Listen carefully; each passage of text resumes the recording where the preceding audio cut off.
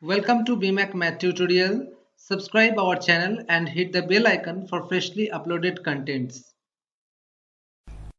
This is a question from NTS CSIR NET December 2019 on mathematical sciences. This question is belong to the topic of calculus of variation, which included in part C with marks 4.75. In this question, we are given a functional, say iy is equal to integration 0 to pi dy dx whole square into dx, which is subject to some condition integration 0 to pi y square x into dx is equal to 1, and the bound along with the boundary condition y0 is equal to 0 and y pi is equal to 0, and it is asked to find the minimum value of the functional iy subject to all these conditions.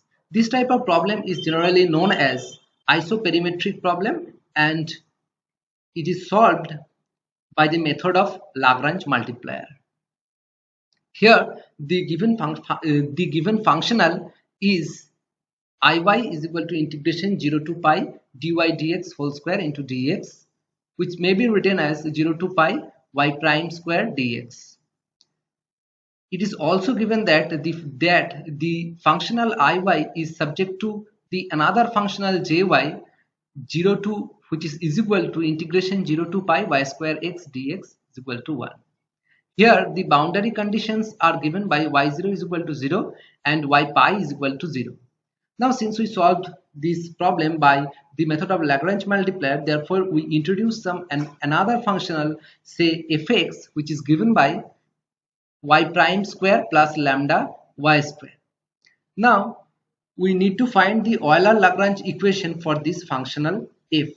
Here this quantity lambda is denote the Lagrange multiplier.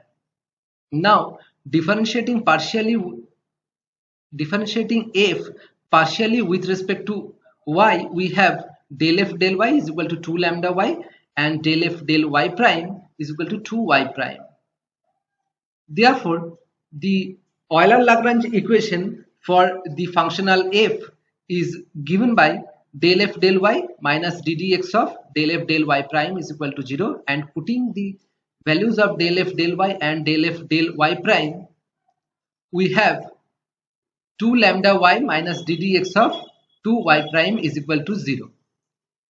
Now after some simplifications, we obtain the ordinary differential equation y double prime minus lambda y is equal to 0 along with the boundary condition y0 is equal to 0 and y pi is equal to 0. This is nothing but a Sturm-Liouville problem, and we have to consider all the possible cases for lambda.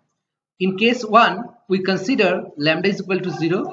In this case, the ordinary differential equation reduces to y double prime is equal to 0. And if we solve this equation, we have yx is equal to c1x plus c2. Now, where c1 and c2 are arbitrary constant, and using boundary condition y0 is equal to 0 and y pi is equal to 0, we obtain the values of both the constant, that is c1 and c2, which both are 0. That is which leads to the trivial solution yx is equal to 0. And in case 2, we consider lambda to be a positive quantity, that is we may consider lambda is equal to mu square. In this case, the ordinary differential equation reduces to y double prime minus mu square y is equal to 0. And if we solve this equation, we have yx is equal to c1 e to the power mu x plus c2 e to the power minus mu x, where c1 and c2 are two arbitrary constants. Now using the boundary condition y0 is equal to 0 and y pi is equal to 0, we obtain c1 is equal to c2 is equal to 0. That is again we have a trivial solution yx is equal to 0.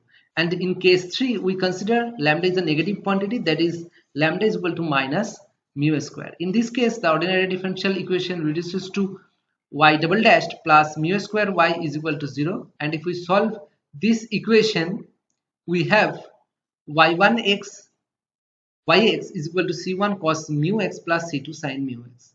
Now using where c1 and c2 the arbitrary constant, and using the boundary condition y0 is equal to 0, we obtain c1 is equal to 0, and for this this solution reduces to yx is equal to c2 sin mu x. Now, using another boundary condition y pi is equal to 0, we obtain C2 sin mu pi is equal to 0. Now, for non-trivial solution, we must have to consider that C2 is non-zero. Therefore, sin mu pi must be 0, which is equal to sin n pi, where n is an integer. That is, mu pi is equal to n pi, and cancelling pi on both sides, we have mu is equal to n. Therefore, we have the solution in the form y is equal to C2 sin n x, and differentiating with respect to x, we have y dashed, that is dy dx is equal to n C2 cos nx. Now, the given condition is integration 0 to x y square x dx is equal to 1. And if we put the values of yx that we already obtained in this equation, we have integration 0 to pi c2 sin nx whole square dx is equal to 1. And using some property of multiple triangle for trigonometry, we have c2 square minus c2 square by 2 integration 0 to x 1 minus cos 2nx dx is equal to 1, which gives c2 square.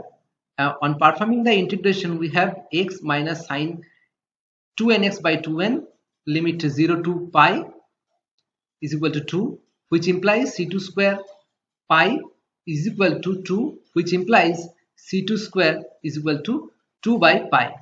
Now, the given functional is 0 to pi c2n sin nx whole square into dx,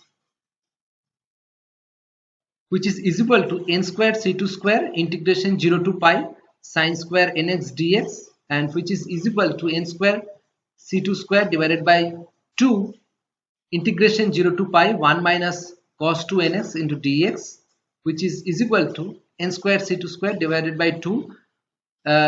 On performing the integration, we have x minus sine 2 nx divided by 2n limit 0 to 2 pi, which is equal to n square c2 square pi divided by 2. And if we put the values of c2 square, that is 2 by pi, then this is equal to n square pi by 2 into 2 by pi, which is equal to n square, as c2 square is equal to 2 by pi. Therefore, the values of iy subject to all these conditions are given by 1 square, 4 square, 2 square, that is 4, 3 square, that is 9, and so on, 16, and so on. Therefore, the minimum value of the functional is 1. Hence, the correct option is 2. Thank you for watching.